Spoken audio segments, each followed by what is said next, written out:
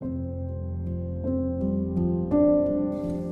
मैं शायद रुक के आप सबके साथ अब उसे क्या कहें, कुछ मन की बात साझा करना चाहता हूँ। मेरे और भारत के आने वाले भविष्य को लेके मेरे प्लान्स एंड आइडियाज या केवल आशाएं, सपने जो मैंने देखा है और यही सब। मुझे अपने प्लान्स के बारे में बताना बिल्कुल भी पसंद नहीं है, बल्कि उन्हें दिखाना पसंद है। बट यहाँ जिन आशाओं को मैं मन में सजो के बैठा हूँ उसे शायद ही मैं अपने इस छोटे से जीवन काल में पूरा कर पाऊंगा। लेकिन कर पाऊं या ना, अगर मैंने अपने बचे हुए जीवन को जीना चुना है तो यही उचित है कि मैं इसे एक जीने लायक मकसद भी दूं। अब जाहिर सी बात है कि मैं अपने पूरे मिशन को इस एक वीडियो में नहीं समझा सकता, इसलिए मैं आपको बस एक जनरल ओवरव्यू दूंगा मेरी ओवरऑल प्लान का। एक्चुअली मेरा हमेशा से यही एक सपना रहा है, भारत में पुनः एक आदर्श साम्राज्य की स्थापना का। वह राम राज्य जो हमारा भारत कभी था, वह भारत जिसके बैकबोन में अध्यात्म था, भारत जिस शब्द का अर्थ ही है वो जो हमेशा सत्य की तलाश में रहा है, वह भारत जहां नारियों को भगवती के रूप में पूजा जाता था। यत्र नार्यस्तु पूज्यन्ते रमन्ते तत्र देवता यत्रस्तु ना पूज्यन्ते सर्वस्त्र फल क्रिया। जहां नारी की पूजा होती है, उनका आदर होता है, वहां ईश्वर प्रसन्न रहते हैं। दूसरी ओर जहां उनका सम्मान नहीं होता, वहां सभी संस्कार, धर्म तथा कर्म निष्फल हो जाते हैं। यह था वो आदर्श भारत, वह भारत जिसने संपूर्ण संसार को केवल दिया बिना किसी चीज की उम्मीद किए। गणित, विज्ञान, आयुर्वेद, भूगर्भ शास्त्र, खगोल विज्ञान और उन सबसे बड़े आध्यात्म का ज्ञान। वह प्राचीन भारत जिसे चीनी और जापानी तियानजू बुलाते थे, जिसका अर्थ है स्वर्ग का साम्राज्य। मैं तो बस यही चाहता हूँ कि वह प्राचीन भारत, वह आदर्श भारत जो आज कहीं वेस्टर्न कल्चर के पीछे खोसा गया है, पुनः लौट आए, बस और कुछ नहीं। लेकिन कैसे? पिछले कुछ सालों से मैं एक प्लान क्रिएट कर रहा था और जहां तक हो सके एक्शन ले रहा था। लेकिन ये एक इंसान का काम नहीं है और ना ही 1 या 2 सालों का, इसलिए आज मैं अपने आइडियाज को आप सबके साथ शेयर करूंगा। एक्चुअली ये मेरा आइडिया कभी था ही नहीं। सच तो ये है कि इसका हिंट मुझे सपने में मिला, और वो भी स्वयं भगवान राम से, जिसे समझने से पहले एक इम्पोर्टेंट पॉइंट को समझना जरूरी है। वो ये है कि जो भी भारत के साथ हुआ वो हमारा ही कर्म था, और ये बहुत जरूरी है कि जो गलतियां हमने इतिहास में की थी वो हम फिर से ना दोहराएं। ये सच है कि बीत गई बातों पर ध्यान ना देके भविष्य की ओर देखना चाहिए, लेकिन अतीत से ही भविष्य का निर्माण होता है। इसलिए पीछे मुड़कर देखें, जहां तक नजर जा सके वहां तक देखें, उन अमृत का पान करें जो हमारे पूर्वज हमारे लिए छोड़ गए थे, और उसके बाद आगे देखें, आगे बढ़ें और भारत को पहले से अधिक और अधिक, कई ज्यादा अधिक और उज्जवल और महान बनाएं। वैदिक काल का भारत एक महान साम्राज्य था, हर एक मायने में। आज के समय से तो बहुत ज्यादा एडवांस। और फिर इस महान साम्राज्य का पतन हुआ। लेकिन क्यों? हमने कभी इस पे ध्यान नहीं दिया। हाँ, दूसरों को दोष देना सबसे कन्वीनियंट आंसर है कि चूंकि मुगलों या अंग्रेजों ने भारत पर आक्रमण कर दिया इसलिए उसकी यह दशा हुई। यह सच नहीं है, एटलीस्ट पूरी तरह से तो नहीं। अगर हमारे खुद के कर्म अच्छे होते तो स्वयं महाकाल हमारी रक्षा के लिए पहुंच जाते। पता है कि स्क्रिप्चर है हिंदू धर्म में, मैं उसका नाम तो नहीं लूंगा, लेकिन उसमें यह लिखा है कि अगर कोई शूद्र वेदों को सुन ले तो उसके कान में पिघला हुआ शीशा डाल देना चाहिए। अगर उसके मुख से वेदों का श्लोक निकल जाए तो उसके जीव को काट देना चाहिए। Just imagine. सच तो यह है कि जिस पल ऐसा कुछ लिखा गया था उसी सेकंड भारत ने अपना विनाश तय कर लिया था। और ऐसी सिर्फ एक वारदात नहीं, बल्कि ना जाने ऐसे कितने तरह के अत्याचार ब्राह्मणों द्वारा किए गए थे। शूद्र या अछूत ब्राह्मणों के भोजन क्षेत्र में भी कदम नहीं रख सकते थे। जाति व्यवस्था के नाम पर हत्याएं और यातनाएं यह सब जारी रही। गरीबी, सहायता की कमी, ये सब तो आम तरीके थे उनको यातना देने के। बचपन से ही उनसे गुलामी कराई जाती, जहां उन्हें मरने तक ना जाने क्या क्या कराया जाता। क्या आप सोच सकते हैं उन बच्चों को बचपन से ही यह सिखाया जाता कि वो गुलामी के लिए पैदा हुए हैं। और ये तब की बात थी जब भारत मुक्त था। जी हाँ, अंग्रेजों या आक्रमणकारियों का यहाँ तक तो कोई दोष नहीं है। एंड जैसा मैंने कहा, यही भारत ने अपना विनाश तय कर लिया था। औरंगजेब जैसे मलेच्छ तो बस माध्यम थे, जिन्होंने हमें हमारे ही कर्मों का फल दिया। नहीं तो जैसा मैंने कहा, महाकाल स्वयं हमारी रक्षा के लिए प्रकट हो जाते। क्या आपको लगता है कि केवल तलवार के दम पर हमारा धर्म परिवर्तन संभव था, उन हिंदुओं का जो मृत्यु की पूजा करते थे? नहीं, आप खुद सोचिए। सपोज करिए कि आप उस समय के एक शूद्र हैं, जहां आप पे रोज अत्याचार होती है, आप अछूत हैं, आपसे गुलामी कराई जाती है। लेकिन वहीं अगर आप अपना धर्म परिवर्तन कर लेते हैं, अपने नाम के आगे मोहम्मद या जॉन जेनेट लगा लेते हैं, तो आपकी पूरी जिंदगी बदल जाएगी। आपको आदर सम्मान मिलने लगेगा, अच्छे रहन सहन मिलने लगेंगे और सारी सुविधाएं। तो आप क्या करते?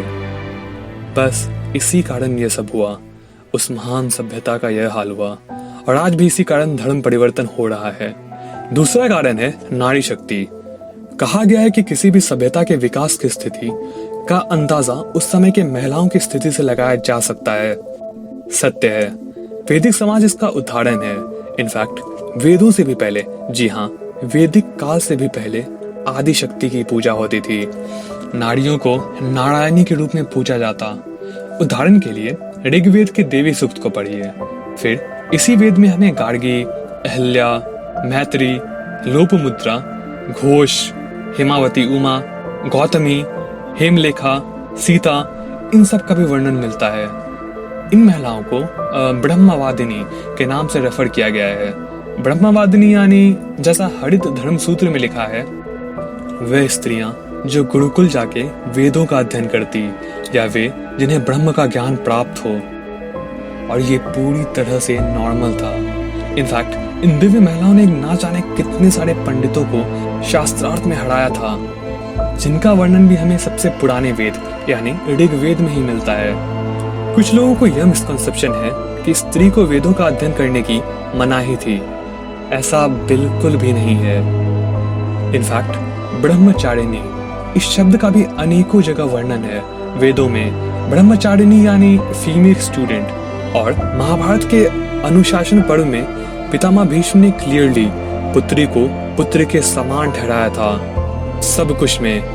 फिर हमें आचार्या इस शब्द का भी कई जगह वर्णन मिलता है, यानी फीमेल आचार्य, ना कि आचार्य की पत्नी। उनके लिए आचार्यनी शब्द है, बल्कि इंडिपेंडेंट फीमेल टीचर्स, आचार्या। ये था हमारा वैदिक साम्राज्य, जिसका मूल मंत्र ही था नारी शक्ति की पूजा। यत्र नार्यस्तु पूज्यन्ते रमन्ते तत्र देवता, यत्रस्तु न पूज्यन्ते सर्वस्त्र फलक्रिया। जहाँ नारी की पूजा होती है, उनका आदर होता है, वहाँ ईश्वर प्रसन्न रहते हैं। दूसरी ओर जहाँ उनका सम्मान नहीं होता, वहाँ सभी संस्कार, धर्म तथा कर्म निष्फल हो जाते हैं। तस्मात् देता सदा पूज्य भूषणाच्छादनाशने भूतिका मैर्नैर्य नित्यम सत्कारे शुत्सवेषु च। इसलिए जिस भी मनुष्य को अपना कल्याण चाहिए, उन्हें हमेशा पर्व और त्योहारों पर उपहार, आभूषण, कपड़े और इत्यादि के साथ महिलाओं की पूजा करनी चाहिए। लेकिन फिर आया पुराणिक काल, जहां स्त्री के संग दुर्व्यवहार किया जाने लगा। ब्राह्मणों द्वारा उनके स्वतंत्रता और अधिकारों को छीन लिया गया, और उसका परिणाम क्या था? हिंदू धर्म का पतन। औरंगजेब जैसे मलेच्छों द्वारा ब्राह्मणों की हत्या हजारों की संख्या में। और ये दोनों इंटरकनेक्टेड हैं, क्योंकि इस तरह महाभारत के अनुशासन पर्व में लिखी यह बात भी प्रमाणित हो जाती है कि हे राजन, अगर आपके राज्य में स्त्री की पूजा नहीं होगी, तो इस राज्य को तबाह होने से ईश्वर भी नहीं रोक सकते। आने वाले पुराण इत्यादि ग्रंथों में स्त्री के संदर्भ में ना जाने कितने सारे अपमानजनक बातों को लिखा गया। इनफैक्ट हमारे जाने माने पुराणों में भी, जैसे फॉर एग्जाम्पल गरुड़ पुराण, जिसमें यह लिखा है कि विवाह के 8वें वर्ष में बांझ स्त्री का परित्याग कर देना चाहिए। जो स्त्री केवल पुत्रियों या बेटियों को जन्म देती है, उसे 11वें वर्ष में त्याग देना चाहिए। और जो स्त्री अप्रिय शब्द बोले, उसे तुरंत छोड़ देना चाहिए। उसी के साथ शिव पुराण में भी हमें कुछ ऐसी चीजों का वर्णन मिलता है। स्त्रियों से बढ़कर कोई दुराचारी और अधर्मी नहीं है, सभी पापों की जड़ महिलाएं हैं। और फिर भागवत पुराण, जिसमें लिखा है भगवान द्वारा बनाए गए स्त्री जात माया की प्रतिनिधित्व है, और जो इनके साथ रहते हैं या इन्हें स्वीकारते हैं, उन्हें निश्चित रूप से पता होना चाहिए कि यह मृत्यु का मार्ग है, जैसे घास से ढका हुआ कुआं। और फिर हमारे प्रभुपाद जी, जिन्होंने तो इसे और अच्छे से इलाबोरेट करके बताया था अपने लेक्चर एंड अपने भागवत गीता की कमेंट्री में। It is not that the women do not like brave. They like sometimes. They willingly. That is the psychology. इसी तरह देवी भागवतम जैसे कुछ एक्सेप्शंस को छोड़ के ऑलमोस्ट सारे बाद में आए पुराण इत्यादि ग्रंथों में हमें ऐसी ही बातें लिखी मिलती है। उसी तरह शूद्रों के साथ अत्याचार, इसका भी वेदों में कोई वर्णन नहीं है। इनफैक्ट वेदांत में तो हर एक जीव जंतु को समान दृष्टि से देखने को कहा गया है। जैसे फॉर एग्जाम्पल भागवत गीता का यह श्लोक, विद्या विना संपन्ने ब्राह्मणे गवि हस्तनि शूनि चैव शौपके चा पंडित समान दर्शिना। यह सब छुआछूत और बाकी अंधविश्वास, ये सब तो बाद में आए दुराचारी ब्राह्मणों की करतूत थी, जिन्हें सच मायने में ब्राह्मण कहना भी पाप होगा। महाभारत में जब युधिष्ठिर से पूछा गया कि ब्राह्मण कौन है, तो उन्होंने कहा, इसमें सत्य, दान, क्षमा, अच्छे आचरण, परोपकार, ब्रह्मचर्य का पालन और दया दिखाई देती है, वही ब्राह्मण है। फिर उन्होंने कहा, एक शूद्र जन्म से शूद्र नहीं होता, ना ही एक ब्राह्मण जन्म से ब्राह्मण है। वह जिनमें यह गुण पाए जाते हैं वह ब्राह्मण है, और वह शूद्र कहलाते हैं जिनमें यह गुण नहीं होते, भले ही वह जन्म से ब्राह्मण ही क्यों ना हो। और ये क्लियरली कहा गया है महाभारत के अजगर पर्व में। तो अगर एक ब्राह्मण स्त्री के साथ या किसी के साथ भी दुर्व्यवहार करते हैं तो इमीडिएटली ब्राह्मण के पद को खो देंगे। इन कंक्लूजन, सर्व वस्तुनि कारणो भद्वानि, जो कुछ भी है किसी ना किसी कारण से है। और अगर हम चाहते हैं कि जो इतिहास में हुआ वो दोबारा ना हो, तो हमें ध्यान रखना होगा कि जो इतिहास में हमने किया वो हम दोबारा ना करें। जिन चीज़ों पे हमें स्पेसिफिकली रेफर कर रहा हूँ वो है कि पहले हमें भारत के हर एक स्त्री को देवी शक्ति के रूप में देखना होगा, उनका आदर करना होगा, जो कि वो है भी, क्योंकि इस राम राज्य की स्थापना में उन्हीं की भागीदारी सबसे अधिक होगी। और दूसरी चीज़ की इन अंधविश्वास को हटाना होगा, कि इन अंधविश्वास को जो इन पुराणों में हमें मिलती है, अछूत, शूद्र, जाति भेद और ना जाने क्या क्या। मैं ऐसा मानता हूँ कि रामायण और महाभारत को छोड़कर सारे के सारे पुराण सनातन धर्म के लिए एक कैंसर की तरह हो गए हैं। और इस निष्कर्ष पे मैं सारे पुराणों को पढ़ के पहुंचा हूँ, क्योंकि पुराणों में सत्य से अधिक अंधविश्वास को बढ़ावा दिया गया है। और हर एक सेक्टेरियन कल्ट जो किसी पुराण पे बेस्ड है, फिर चाहे वो शिव पुराण हो या भागवत पुराण हो या और कोई भी पुराण हो, और जो अपने पार्टिकुलर ईश्वर को छोड़ के दूसरे ईश्वरों को डेमिगॉड या इत्यादि बुलाते हैं, वो सब भी इक्वली कैंसर हैं। ध्यान रहे, सत्य केवल वेदांत है, और हम शास्त्रों को तब तक ही मानेंगे जब तक वे वेदांत से एग्री करते हैं। और अगर वो वेदांत के अगेंस्ट हैं तो उन्हें बिना सोचे निकाल फेंकिए। अब मैं आपको अपने प्लान्स के बारे में बताता हूँ, मेरे आइडियाज के बारे में, कि वह आदर्श साम्राज्य कैसा होगा और कैसे उसकी स्थापना होगी।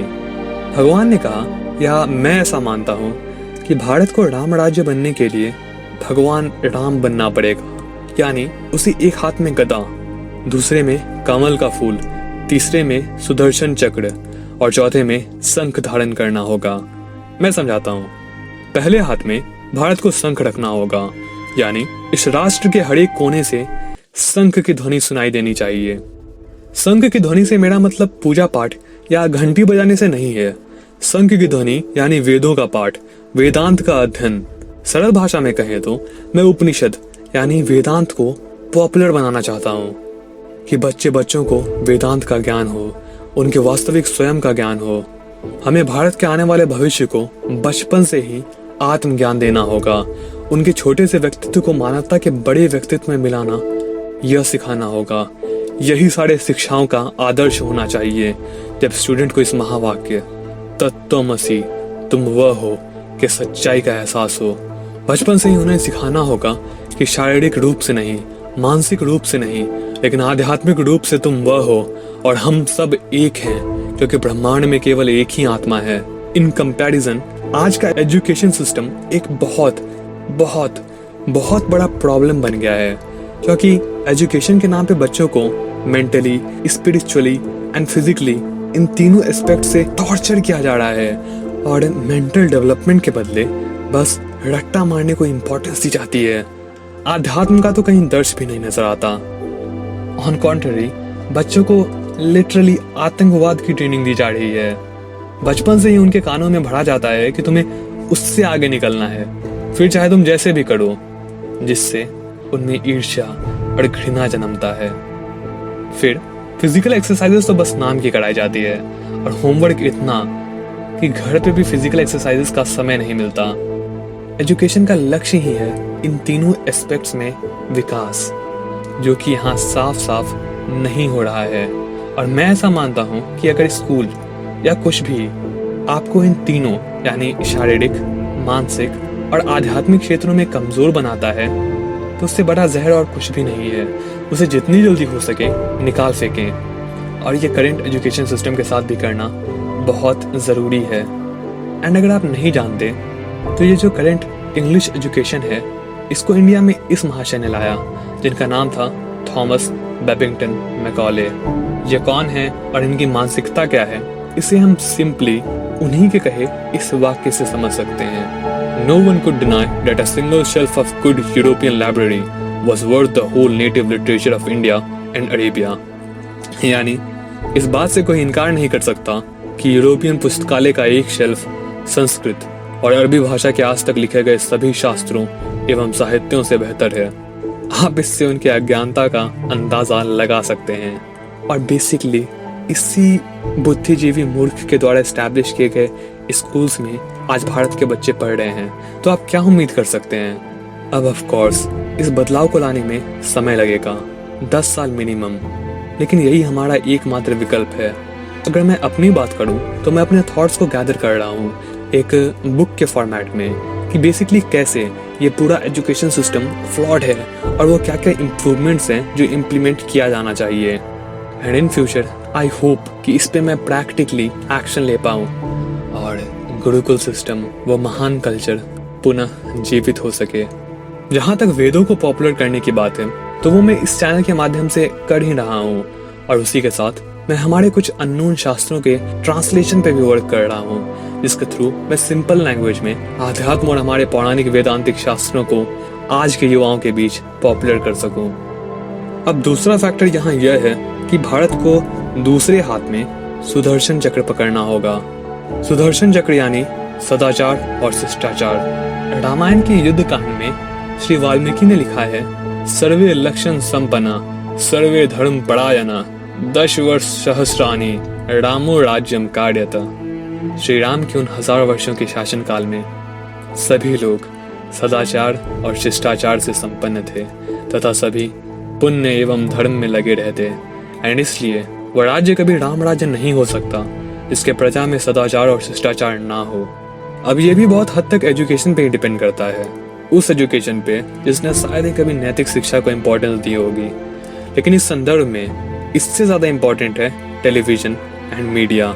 जैसा मैंने ज्ञान योग वाले वीडियो में भी बताया है कि ये सब हमें कमज़ोर बनाती है, कि कैसे मीडिया एंड टेलीविज़न बस हिप्नोटिक उपकरण से अधिक और कुछ नहीं है, जो हमारे वास्तविकता को देखने के तरीकों को मनोवैज्ञानिक रूप से बदलने के लिए डिज़ाइन किए गए हैं। अधिकतर चीज़ें जो आप टीवी या सोशल मीडिया पे देखते हैं, वे एक तरह से आपके आचार व्यवहार को खराब कर रहे हैं, और साथ ही साथ आपके दिमाग में जब बिलीव्स भी रीइंफोर्स कर रहे हैं कि जैसे आपकी मानसिकता है, जैसे आपकी विचारधारा हैं, वे सही हैं।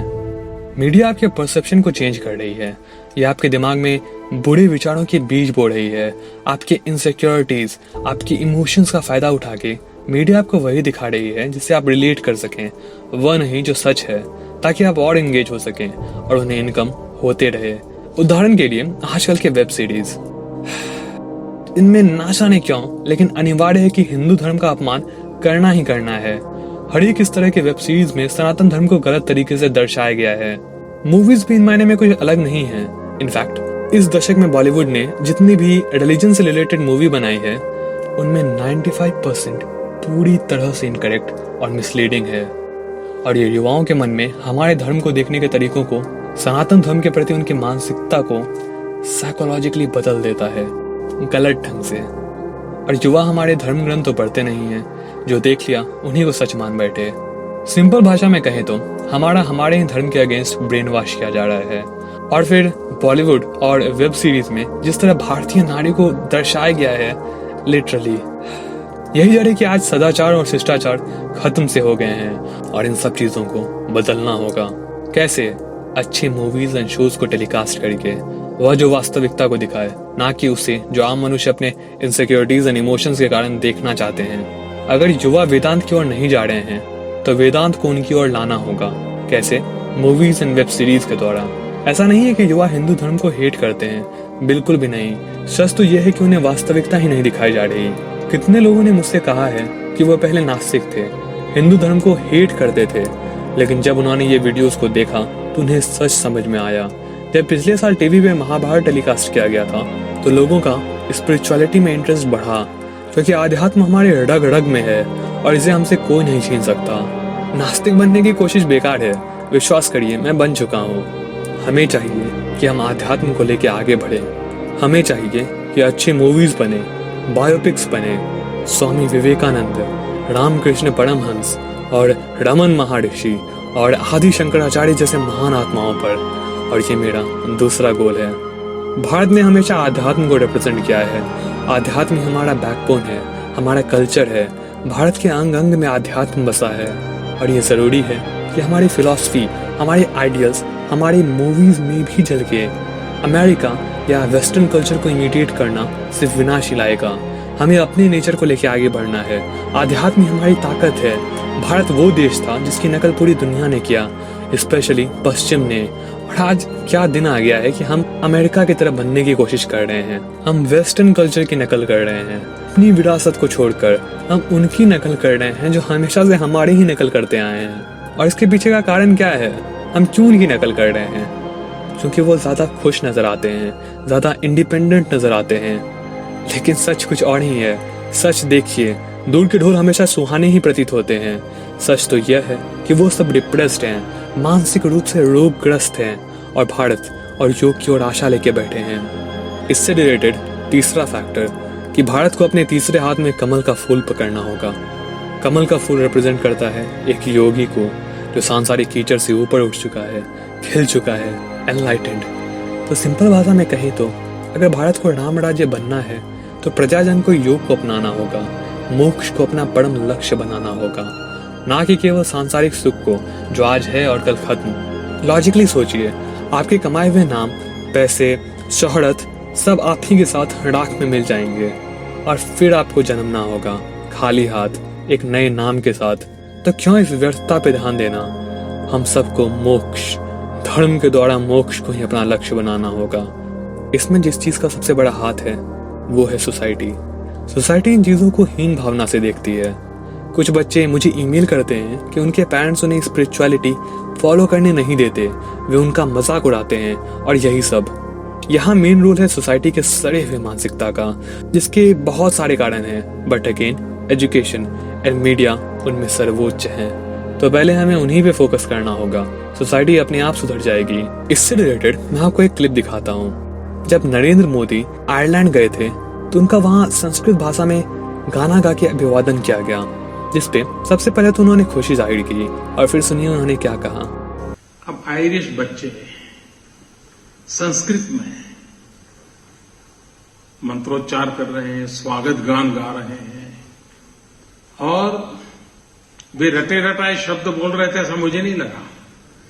किस शब्द में उनका क्या भाव था वो भी अभिव्यक्त हो रहा था। मतलब उन्होंने इस बात को इंटरनलाइज कर दिया था। उनके जो भी शिक्षक इस काम को करते होंगे मैं उनको बधाई देता हूं।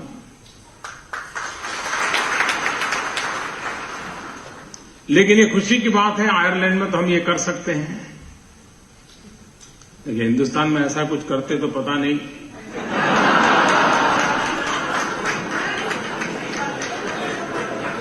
सेक्युलरिज्म पर सके सवालिया निशान खड़ा हो जाता। वेल, अब आप इस पे स्वयं विचार करिए। खैर, अब इन सब से थोड़ा अलग और आखिरी फैक्टर, चौथे हाथ में गदा, यानी अपराधियों को सख्त से सख्त दंड मिलना चाहिए बिना किसी अपवाद यानी एक्सेप्शंस के। ये सुनने में ऑब्वियस लग रहा होगा, लेकिन है नहीं। सच तो यह है कि भारत में शायद ही किसी कानून को स्ट्रिक्टली फॉलो किया गया होगा। अधिकतम अपराधी खुले घूमते हैं। कोर्ट को किसी वैलिड निष्कर्ष पे पहुंचने में सालों लग जाते हैं और उसमें भी अधिकतर टाइम जो निर्दोष होते हैं उन्हें ही सजा सुना दी जाती है और जो वास्तव में अपराधी हैं वो जान पहचान के कारण बच निकलते हैं। महाभारत में कहा गया है कि राजा जनक ने अपने राज्य के हर ओर गुप्तचर लगा रखे थे जो ये सुनिश्चित करते कि धर्म का पालन चारों ओर किया जा रहा है और धर्म का पालन ना करने वालों को बिना अपवाद के उचित दंड दिया जाता। ये ऑब्वियसली हमारे हाथ में नहीं है बल्कि सरकार के हाथ में है, तो हम कुछ नहीं कर सकते। लेकिन एज एन एग्जाम्पल अगर हम उत्तर प्रदेश को ऑब्जर्व करें तो हमें दिखता है कि कैसे वहाँ क्राइम रेट पिछले 5-6 सालों में 60% तक घट गया है। क्यों?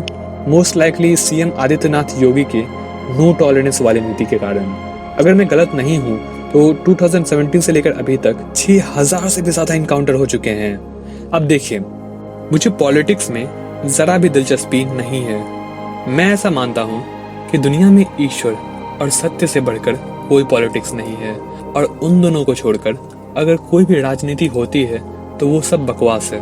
लेकिन यहाँ जो सवाल उठता है वो यह है कि क्या इनकाउंटर या हिंसा सही है? वेल, ब्राह्मण के लिए बिल्कुल भी नहीं, लेकिन क्षेत्रियों के लिए अगर धर्म या मातृभूमि पे सवाल उठे तो वही हिंसा धर्म बन जाता है। उसी के साथ गदा हमारा सैन्य शक्ति को भी रिप्रेजेंट करता है। अगर राज्य की सेना बल सशक्त नहीं होगी तो वो राज्य राम राज्य कैसे कहला पाएगा, जिसमें नो डाउट इंडिया आज एक हाई पोस्ट पे है, क्योंकि मार्च के मिलिट्री इंडेक्स के अकॉर्डिंग भारत के पास चौथी सबसे मजबूत सेना है। वैसे तो खैर बहुत सारी चीज़ें और हैं, लेकिन यह कुछ चीज़ें उस आदर्श भारत के एक बेसिक फाउंडेशन की तरह हैं। अगर हम इन्हें सही कर लें तो पर्सनली मेरा सपना साकार हो जाएगा और इसके लिए हम युवाओं को इसमें जी जान से जुड़ना होगा। भारत का भविष्य हमारे ही हाथों में है। ये सोचना हमारी ही गलतफहमी है कि भारत आज़ाद हो चुका है। इनफैक्ट वो तो और भी बुरी तरीके से पश्चिम का गुलाम है, मानसिक गुलाम। और दुख की बात तो यह है कि कैदी को खुद नहीं पता कि वो जेल में है। कौन आज़ाद कराएगा इन्हें? अंग्रेजों की इस इंडिया को पुनः भारत कौन बनाएगा? हम और कौन? यह है मेरे प्लान्स, जिसको साकार करने में मुझे आप सबकी मदद चाहिए। लड़के और लड़कियां, वे शक्तिशाली, दृढ़ संकल्पित और निष्ठावान युवा, बस इन्हीं की जरूरत है। ऐसे अगर 100 भी मिल जाएं तो क्रांति लाई जा सकती है। राजा भर्तृहारी ने कहा था, लोग हमारा अपमान करें चाहे प्रशंसा, भाग्य की देवी हमारा साथ दें चाहे ना दें, मृत्यु अभी आए या करोड़ों वर्षों के बाद, लेकिन वास्तव में महान वही है जो सत्य के मार्ग से 1 इंच भी नहीं हटते। क्या ये महानता, ये स्थिरता है हम में? यह संकल्प अपने आप में लाइए, तभी यह महान लक्ष्य संभव है। एंड एट द एंड यह एक बहुत बड़ा लक्ष्य है और बिल्कुल भी आसान नहीं है। जैसा वेद कहते हैं, शूरासन धार है निशित, दुरत्य दुर्गम यह, ब्लेड के नुकीले धार की तरह यह मार्ग है। लेकिन निराश ना हो, उत्कृष्ट जागृत प्राप्य वृणानी भूदत। उठिए, जागिए और तब तक संघर्ष करिए जब तक उस दिव्य लक्ष्य की प्राप्ति न हो जाए।